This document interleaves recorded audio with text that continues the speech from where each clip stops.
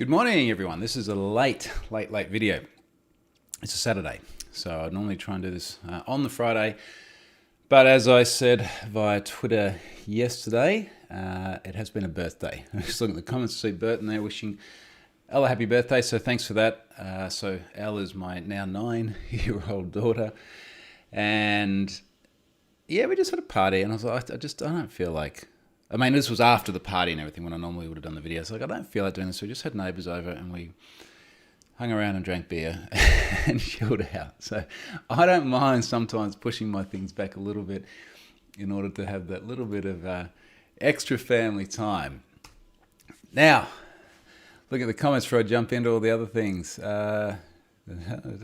Yeah, so Joe 5555, quadruple five, is saying never this late. But yeah, okay, so there we go. Lance must be quite the cute. Coffee machine, either that or the IoT gremlins have gotten to him. I will talk about the IoT gremlins. I've got all sorts of stuff floating around here that's IoT related. I'll show you some of it and explain some of the other bits. First sponsor this week again is Varonis. I think Varonis must be my most frequent sponsor by now. Reduce your SaaS blast radius. It's a good term, isn't it? SaaS blast radius with data-centric security for AWS, G Drive, Box, Salesforce, Slack, and more. And a lot of what Varonis has done very well over the years, including the years that I've actually been able to go and see these folks and speak at events on their behalf, etc. So like real world people that I do get to spend time with, they have put a lot of effort into identifying what your things are within your environment. Remember, your environment is not just your stuff on premise anymore. Like your environment is so increasingly things like AWS and the Azures and other cloud-related services. So they've done a very good job at identifying what those things are and also looking at things like access permissions. They did a lot of work around user behavioral analytics as well. So understanding what normal access looks like and then highlighting deviations from that. So go and check out the Varonis bits, a revolutionary way to defend your mission-critical cloud services. And we're going to talk about some cloud services today and the things that do tend to go wrong with them, particularly when we get around to things like Revil and some of the stuff that's been happening there. Okay, so things on my list. If I'm honest, I only made this list like 10 minutes ago. Normally I just like keep a list running during the week of things that I think would be interesting. And as I said, this week I got a little bit behind, partly because it's also winter school holidays at the moment. So I know most people watching this are like, what do you mean it's summer? But no, it's winter. Trust me. So the kids have been off and we've just been spending a lot of time with them. I posted some video the other day. We had a little epic jet ski ride. It was the first time I've been out for quite a while, actually. Now, I thought I'd probably get some flack on Twitter, which I didn't. I'm a little bit surprised about why would you let a then 8-year-old drive a 300 horsepower supercharged jet ski. But you can do this. So the way it works here in Australia is that so long as there's a licensed driver who has the lanyard attached to them, so there's a lanyard which is a kill switch, so if you fall off, it pulls it out of the ignition and the engine just dies. So long as there's a licensed driver with that, it doesn't matter how old you are or whether you're licensed or not, you can drive the jet ski. So the kids have been getting gradually more and more, I guess, comfortable with driving the jet ski, which is good. And I just think it's one of those things where it's really cool that you're able to do that. I know my mate Lars down in Victoria, because he lives on his own property and he has cars there. His kids can drive the cars around his property, which is cool. So I like giving the kids all the chances they have to do things that are beyond the ages that they normally would. All right, so looking at my list. COVID. I got my first COVID shot, believe it or not. Now I was speaking earlier on Twitter, probably only about a week and a half ago, where I was mentioning that it was very, very difficult to find a shot here in Australia.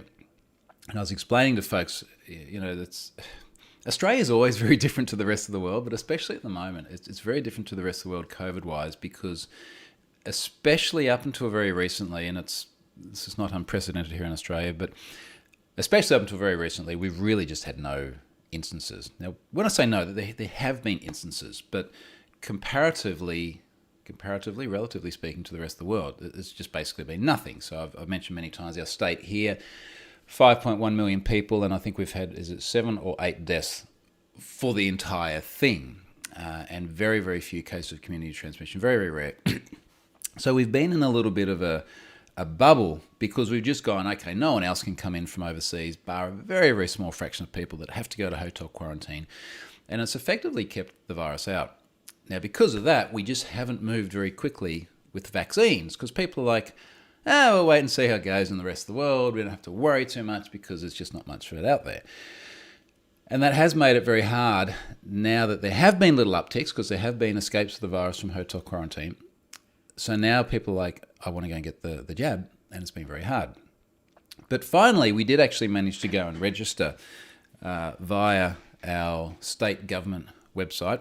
And I do want to write something about this as well because there's been a lot of links flying around for COVID registrations which look dodgy as. Now, what I mean by dodgy as, they're like Power Apps URLs. And that's it. It's not like a .gov TLD or anything like that. So they just look very, very, very shaky. But anyway, there's another story. There was a bit in the press about that last week. So we went and registered on the official government website. It's very, very hard to figure out what's actually going on behind the scenes. I think most of us try to look at these services and we're like, I wonder how this all works. So for example, why is it that Charlotte registered a day after me, but then got the notice to go and book her appointment before me? I don't know how that worked. Anyway, so we got that. So I eventually booked an appointment for about 2 weeks from now. And I said to Charlotte, look, go and book yours as well. Just see what comes up. There was only one slot available. And then a few days ago, she's like, I just went in. There's one slot at like midday today. So we both went. And I socially engineered my way into getting a shot a bit earlier than what I was meant to, which basically boiled down to the person at the front door going, you'll have to ask if it's possible when you get in.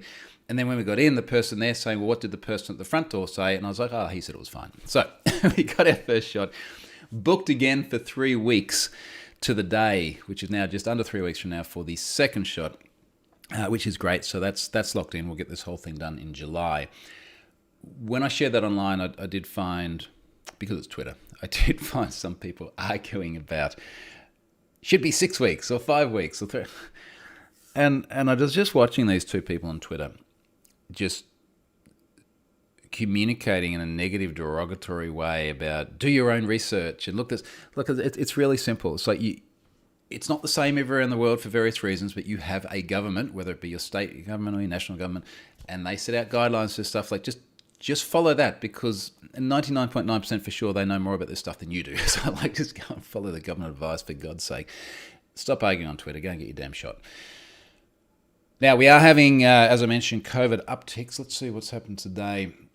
In parts of the country, the problem area at the moment is Sydney, which is our most populous city, which is quite worrying. Now, Sydney, just for the international folks, is about 800 kilometres away from here. So when you see news about like, hey, Australia's having an outbreak, it's like when you see news about Australia's having a bushfire. It's like, yeah, there's a bushfire here. It's flooded over there and it's snowing there. Like it's just such a big place. It's almost the same size as the US, mainland US, excluding the Free States. So where are we at? 20 minutes ago today, Victoria had 3 more cases, all from hotel quarantine. New South Wales hasn't reported yet. But I think yesterday they had 40-something new cases, which again, in the global scheme is not a lot, but in a place which has largely been COVID-free and we're well behind on vaccinations. So we've got the vaccination stats here, actually. So there have been 6.6 million dose ones. Now, we've got a country of about 25 million people, so I guess it's going to be about 3/4 of them if we exclude the children who are eligible, which puts us way, way behind. 2.1 million people have had their dose 2. So you can see Australia is all a little bit touch and go at the moment. So hopefully those vaccinations are being rushed through, as well as a lot of lockdown restrictions. We still have to wear masks here on the Gold Coast, which is really, really unusual. We have to do that until the end of Friday. But we're basically having no new cases. So I think Friday we'll be back to normal. And hopefully before I'm scheduled to go to the snow at the end of next month, I know that's a very selfish priority given what's happening, but we would also like the folks running the snowfields to be able to have visitors. So hopefully everything settles down a bit before then, although we don't have to go through Sydney. Now, Burton's asked, how far does the jet ski go? It depends how you drive it. So the jet ski, as I mentioned, 300 horsepower supercharged Sea-Doo. it does about 117k an hour at full throttle, and it will burn through a 60 litre tank very quickly. I get probably 40 minutes, I think, 40, 50 minutes out of it at that pace. At more cruising speed, I can probably get 2 or 3 times that. I have done some epic journeys through. I did one particular epic journey which took about 7 hours in total with my son about 3 years ago, and we just strapped on a whole bunch of extra fuel tanks and stopped at a service station and refilled them all. So you can get some distance, but it really, really depends on how you're driving it, because that thing absolutely chews fuel. Now, Ivan Van Zyl, still stuck at age 40 to 49 group since forever. Gov pushing everyone to get the shot, but cannot make it available. Africa is going faster than Oz. Yeah, and again, like, everything's a little bit different in different parts of the world, but it's quite a funny feeling. For those of you who've had the shot, maybe you'll feel the same thing. But now I guess in Australia, I was never too worried about getting it, the virus, it is, just because of the prevalence of it and because of the way our lives are as well. We're not really often around crowded spaces other than going to a restaurant or something, but we're not like in public transport and offices and that kind of thing. But it is reassuring to even just had the first shot. So it'd be nice when that second one kicks in. All right, let me talk about some IoT stuff, because that has been consuming some time, as usual.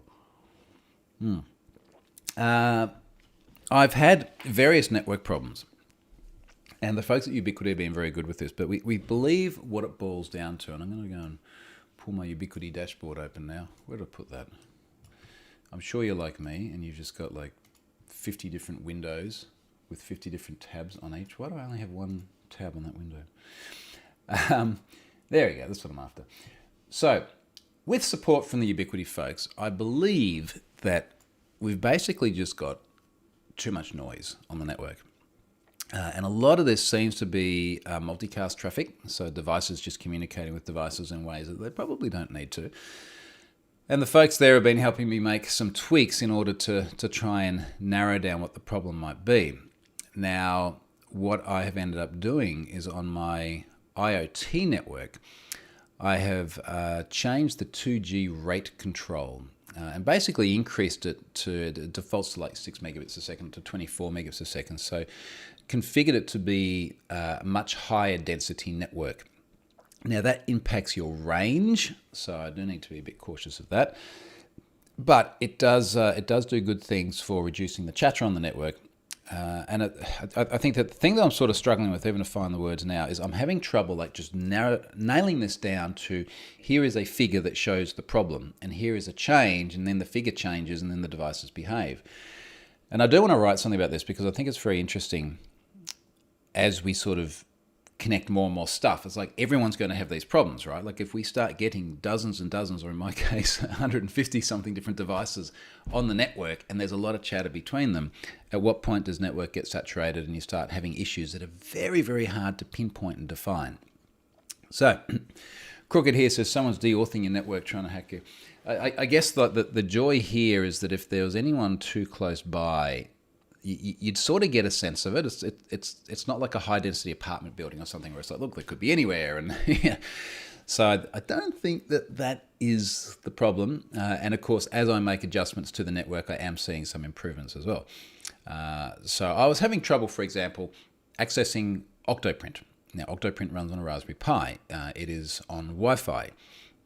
And I would often find that other Wi-Fi devices couldn't access it because those access points just seemed to be flooded with, again, multicast traffic.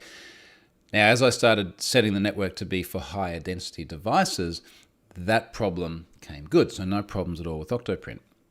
I'm still having lots of problems with the Shellies. Now, I did a test just before. At the moment, of about the 30 different Shellies I have in the house, I cannot access a single one of them either from my PC, which is wired, or from my laptop. Oddly enough, I can access it from Home Assistant. And if I go into the Home Assistant terminal and I curl the URL that the Shelly admin interface runs on, then I get a response and it's fine.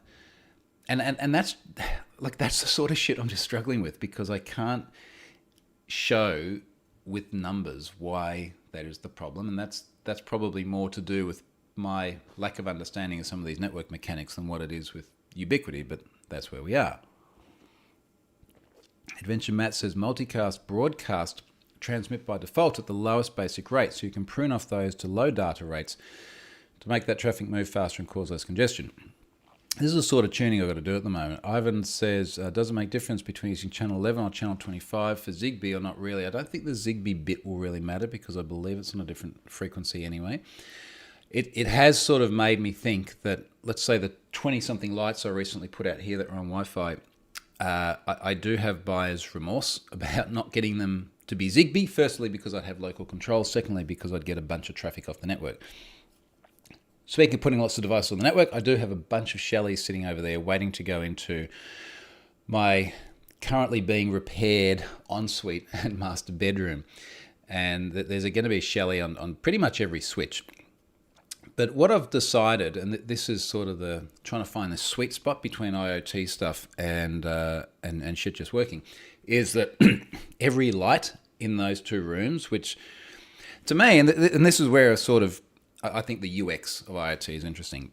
To me, like the master bedroom and the ensuite up there are places where you go to relax and tune out, and it's meant to be, it is meant to just work and you don't have to think about things.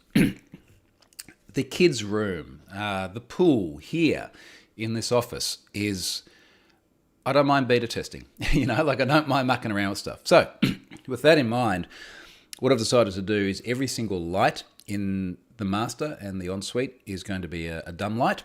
So it will not have any IoT within the light itself. It will be dimmable. Some of them will be,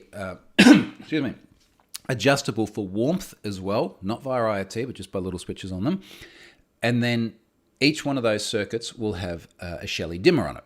So it means that even if there's no IoT and the Shellys drop off the network, all that sort of stuff, the switches will still work just like normal switches. So everything will be fine. But I can also tie them into automations to make lights come on based on movement or certain times of day, or have scenes. So I was just chatting to someone at the manufacturer Shelly, actually. I want to get some of the Shelly i3s, which are not meant to be relays, but they can catch events on buttons. So I can put like normal looking face plates for light switches and so on, and then just put i3s behind it, and you press a button and it's going to do like the morning scene or something like that. But if the network doesn't work, then all the other buttons still work fine. So that's the philosophy I'm going to take with that. And I think that just buys us a bit of insurance around IoT problems. Looking at some of the other comments here. John says, is the network noise mostly like IP layer broadcast multicast issues or layer 2 issues that cause the 802.11 layer to have a bad time? I'm still not entirely sure, John, and to be honest, I'm not even entirely sure how to pull all the figures out of this. And it's the sort of thing where I need to carve out the better part of a day just to sit down and play with this and understand it. And I haven't been able to find that, particularly at the moment with the kids with school holidays. But they do go back to school on Tuesday, so I think maybe that is my time to start getting on top of this.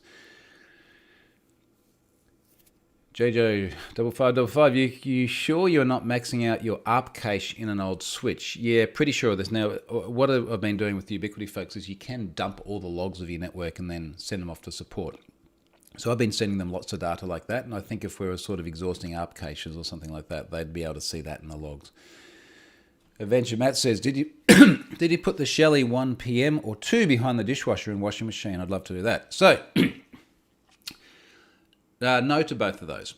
The washing machine is a Samsung washing machine that has IoT built in, which on the one hand sounds ridiculous. On the other hand, being able to notify you when the washing machine is done is actually pretty cool.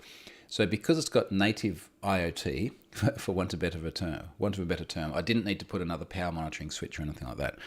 The dishwasher, I've got a smart plug that has power monitoring. So I didn't use a Shelly on that, which I'm fine with. It just literally plugs into a smart plug, power monitoring, and then when that power monitoring changes in Home Assistant, I've got events that can do things like, so look, the dishwasher's finished. The biggest problem I had with the dishwasher actually is you can't tie in the change of power to the dishes being ready to unload. So what I wanted to do is after the dishwasher runs and when it's ready to unload is to push notification to the watch and the Sonos downstairs says, dishwasher's now finished. But what happens with the dishwasher is it runs and the water's going around, I assume. I don't know exactly what happens in the dishwasher. It's pumping water into it and the heat's running, all this sort of thing. And then it finishes, and it takes something like 43 minutes just sitting there, letting everything dry, air dry. It's not like fans, so it's not using power, but letting everything air dry before it's done. So I've had to try and time it so that when the power goes down to 0, then there's like an offset of 43 minutes or something. The problem is that depending on the cycle you use, like if you use a cycle that's really quick, then the drying time is different to a cycle that's really long, but you don't have anything that you can observe and create different rules for. So it's not like you can say, hey, well, unless I measured the entire wash time, and it's getting very hard just to know when to unload the bloody dishwasher. But in a perfect world, it would be the same as the Samsung, where there'd be native IoT and it would be able to raise events based on where it's at in the cycle. John says, also, assuming you have multiple SSIDs and subnets, do they all go bad at the same time? Seems like an interesting but annoying issue to research. Well, I have different SSIDs. So I have an SSID, which is like my primary SSID. I have an IoT SSID, and I have a guest SSID. So what I've been trying to do is narrow down the issues. I've turned off the guest SSID. If we don't have a guest, I don't need that. I've actually turned off 5G on the IoT network as well, because I noticed that every single IoT device on the IoT network was talking 2.4G. Nothing was on 5. Actually, there was one thing on 5, which was an older Amazon Echo, but I'm also confident enough with an Echo that I just put it on the primary network, and then I just went straight to 2.4G on the IoT one. The other stuff I've kept on the primary network, one of the problems I've had is with my Ubiquiti doorbell. Now, the Ubiquiti doorbell is a very nice piece of equipment, but constantly I would find it dropping off the network. For the first time, as part of this troubleshooting the other day, where's my phone? I walked up to the spot on the doorbell with my phone, looking at the network connection, and as I got up to the spot where the doorbell is, no network. And I think the reason why is the doorbell is sort of embedded in a concrete wall, and on the other side of the concrete wall is the house and the Wi-Fi. So the connectivity through to the Wi-Fi is not very good from that location. But anyway, I've left the doorbell and all the Ubiquiti bits on the primary network, and I haven't reduced, what's the right term here? I haven't reduced the data rate, the minimum data rate on those. So that primary network still has the full data rate. So at the moment, other than the Shellys, I think everything's pretty much okay. I might try just reducing that data rate a little bit on some IoT devices just to get a little bit more range and see if nothing drops off. Word has it that there is an update coming for Shellys which will improve some things, which I believe is related to this. I've just seen a few people mentioning this on some forums. So I'm kind of a little bit reticent to do too much mucking around if there's firmware updates coming, which will fix this. Now, I've got something else to cover, but let's see the comments here. Burton says, maybe switch off the network and turn on the network in stages. So one of the things I actually considered, Burton, is so many of those IoT lights I just put out the front are basically on like 3 switches with Shellys. So it's really easy for me to knock off 25 different IoT devices from the network in one go and see what happens. But this is so hard to nail down. I think in part because a lot of stuff ends up sitting like ARP caches. So, maybe I need to turn off the Shellys on those and then reboot the network, or there's just a lot of trial and error to try and figure out what's going on. It's extremely frustrating. Racket says the lighting in this room is really nice. Thanks, mate. It is pretty cool. This room is about to be renovated as well. In fact, what's going to happen on this room, that is a very boring grey-ish kind of wall behind me. So that's going to have quite a nice, there's going to be a darker wallpaper on it. I've got blinds here, which let a lot of light in the corners. So they're going to be replaced with some curtains. They will be an IoT curtain, so I can just press a button, probably on the Stream Deck here, and they open and close. That big white shelf will go, and there'll be like a thin black shelf and a little light underneath it, which will be cool. The wall in front of me, which you can't see, is going to be covered in sound deadening material. I'm going to get this camera bolted onto the wall, because at the moment, if I wobble my desk, you can see the camera wobbling.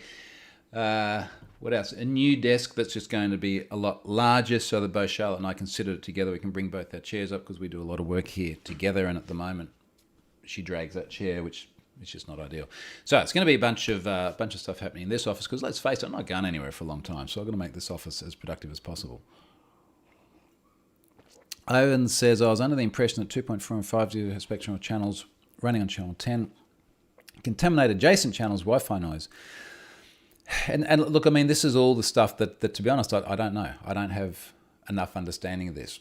So this is why I've been really happy to get the Ubiquity support and just to send them the support files and go, hey, here's what I've done. Here's the latest files. How does this look to you? What do you think I should tweak? Adventure Matt says, Home Assistant can use multiple interfaces. I was wondering if you could look at splitting some very selective things onto different VLANs. I know it's a can of worms that don't need to talk together. So this is what I'm considering, because I've got different SSIDs at the moment, but they're both on the same VLAN. Now, I can create a separate VLAN which then disables multicast, which might actually solve all my problems. Now, the only problem with that is that, and someone can tell me if I'm wrong here, but I'm pretty sure once I create a new VLAN, I'm going to end up on a new subnet, which is okay, but I've got a whole bunch of reserved IP addresses that get hard-coded into Home Assistant. Well, look, when I say a whole bunch, a handful, half a dozen. So not a biggie to change them. And mind you, I only do that when I absolutely have to, but there are cases where there are particular devices and integrations that need to be referenced by IP.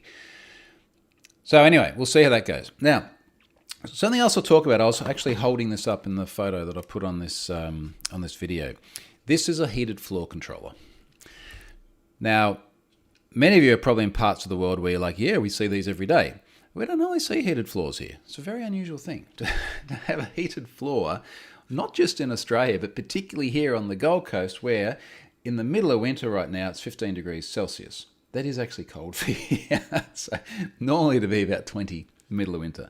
But once you've demolished the entire bathroom to fix the leaks, it's actually pretty cheap to run underfloor heating. And it's not just to keep your feet warm, but water on the floor. I know there's people in cold places now going, yeah, duh, we know all this. But I'm learning. And I'm mostly learning because of Charlotte being Norwegian and all the floors there are heated in the bathrooms.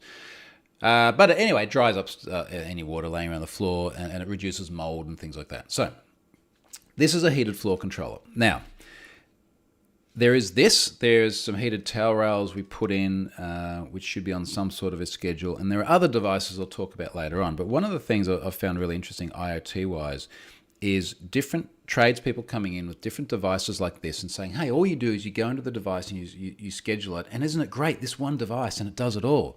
And it's like, yeah, that's awesome, mate. You know, I've got about 4 or 5 of those that are going in for different things. So now I'm getting all of these other devices that go in just to do things like run schedules. And I'm going to have to remember, let's say we go away for a month. COVID's done. We go back to Europe for a month. Done. It's not done. Livable. COVID's livable. We go away for a month. I don't want this thing turning on the heated flooring every single day and I'm paying for the electricity. But I'm going to have to remember to go back into this panel and disable this, and then back into the heated towel rail panel, however I'm going to do that, and do that. And I just find it fascinating that we're getting so many different controllers within the house to effectively do the same logical operation, set a schedule, turn something on, turn something off, but everything is its own little bespoke controller. No internet connectivity on this. There are a bunch of terminals on the back, and there's some instructions here in the book. So I'm wondering if there's much I can do with this. But honestly, I think this is where a lot of the issue is. We have so many things on the house that work over electricity and on schedules, but just have no unified approach whatsoever. I mean, this is not even like, hey, it works with Alexa or anything like that, because that would then give me something to talk to. But I'm kind of curious as to how I make all this stuff in a place where I can actually control what goes into the walls and what cables and things go where. I'm kind of curious to see how we can make this work in a human usable way that doesn't end up with just a whole bunch of different autonomous controllers. We shall see. Adventure Matt is desperately trying to keep things segmented, but it's so hard to keep things working as well as they can. And isn't this the challenge, right? Where the whole idea of IoT is that a lot of this it's first of all, it's meant to make your life better, but also it's meant to be consumable by people, right? Like, can you imagine, and I'm going to use a very stereotypical example, but can you imagine your parents buying some of these devices and then trying to make stuff work together? It's crazy. It is such a mess at the moment.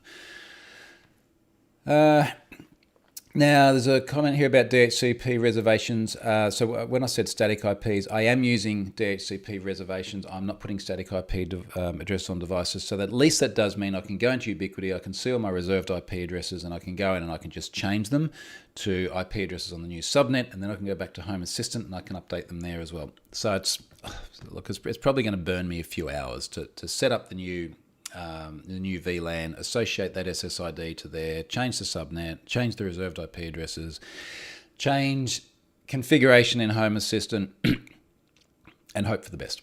I think that's going to do it. I believe I should probably be able to just disable multicast on that network anyway. This is the things that I'm figuring out at the moment. Ivan says, do some Wi-Fi analysis to see what channels are congested and perhaps move your IoT to the furthest channel away. Again, this is something I'm working through with the Ubiquiti folks at the moment. More on DHCP reservations. Let me go on to something else. Cyber things. I had two cyber things, actually.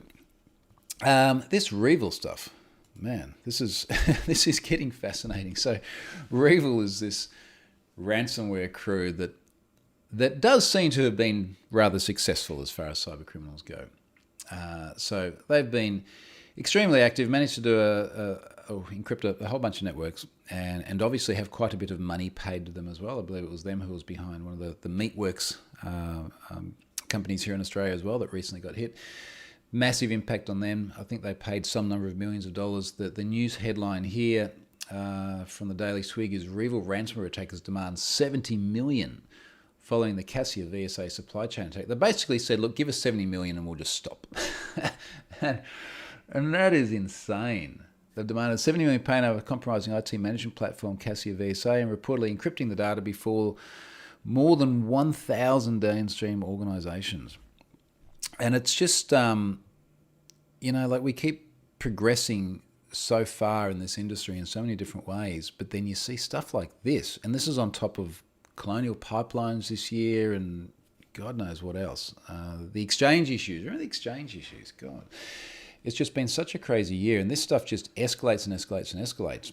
And clearly, we're not doing enough. Often I get this question from reporters. They're like, are we doing enough? Are we doing enough for whether it be like ransomware or cyber attacks, whatever else?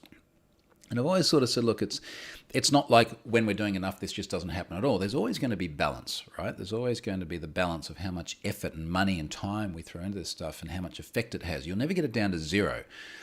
And I've often said it's a little bit like cutting your toenails. It's like, are we doing enough to stop the growth of our toenails? Well, sometimes they get a bit long and you have to trim them back, but they will always keep growing. And when you get to the point where they're not growing, you do have different problems. So it just feels like in this year in particular, it kind of feels like the answer is we're not doing enough. Like those toenails are just getting longer than what. That's a pretty unsavory image. But it's just growing at a rate which doesn't feel like we're keeping it in equilibrium, for want of a better term. So that has been massive with those folks. Another one that's been big this week for us here in Australia is attacks against New South Wales schools. Now, New South Wales is our most populous state. New South Wales starts about 30 kilometres that way, and then it goes another 1,500 odd kilometres south. And if we look for NSW schools cyber attack, this has happened in the wake of, as I mentioned just before, more COVID upticks, more lockdown rules. New South Wales Education Department hit by cyber attack just days before the school term resumes. So that the problem is we've now got people in lockdown, we've got kids about to go back to school, and we've got a whole bunch of these services that have had to be taken offline. And I did an interview with a reporter about this a couple of days ago, and she's like, why would they take it offline? It's like, well, they're obviously concerned enough that leaving it online poses more risk. So is somebody already in there, in the network, which is one of the concerns? Are they clear about what the vector by which someone got into that network was? And now all of this is unclear as well, because all we get is like news headlines from reporters. We really haven't seen much from the Department of Education. But particularly with everyone spending so much time online, and then as we have incidents like unexpected upticks of COVID, which force people to rapidly change their behaviours, you just don't have the time to plan the rollout of a lot of these systems as well. And I think what we've seen with COVID is a lot of people having to do things online under duress without sufficient time and planning. How much Zoom bombing did we see? It's not necessarily because Zoom was inherently vulnerable, but people just didn't understand how to use it, and they had to go and start using it very, very quickly without the ability to give it time and planning as we'd like to do. So I think we're going to keep seeing this as well, because we're just going to see a lot of stuff which we have to do under duress without sufficient planning. My apologies. Ooh. Siri interjecting. Thank you, Siri. Now, blog posts. So, a couple of things this week. So, Dutch government onto Have I Been Pwned, which was great. So, the folks there in the Netherlands I've been speaking to for quite some time. Very often, a lot of these government announcements, some of them happen very, very quickly, where they pop up and they go, "Hey, look, can we get access to the things?" And I'm like, "Yeah, sure. All I'll do is write a blog post and just give me your TLD for your gov stuff. It's job done," and we turn it around in a week. Other cases does take somewhat longer. I've had a lot of people from the Netherlands asking me, as though I have some control over it, to get the Dutch government online. The only control I have over it is when someone reaches out from one of these governments, I do what I can to get them online and get them connected. So that the Dutch was one where there were a lot of requests for. It was one that was a bit closer to my heart, having lived there a couple of years as a kid, and the Netherlands is somewhere that I do normally love going back to when I can travel places. So it's really cool to have them on board, and I'll have some new friends to go and visit now in the Netherlands when I can get back there. So that's great. They're now on board as well. There is, in my little black book, I've got to put a date on these guys. There is another one scheduled for this coming Monday. What would that be? 12 July. So I will be announcing another one next week, which is cool. I just got the okay from them, and that's going to be quite a significant one, but you'll see what I mean by that next week. So good on the Dutch for that. Now, last thing as well is I got my MVP renewed, which I'm very happy for. I got this is my 11th Microsoft Most Valuable Professional Award, and look, I mean, it's a funny time, and if I'm honest, the requirements to get it renewed this year were probably a little bit easier than some of the other years because we are kind of stuck at home.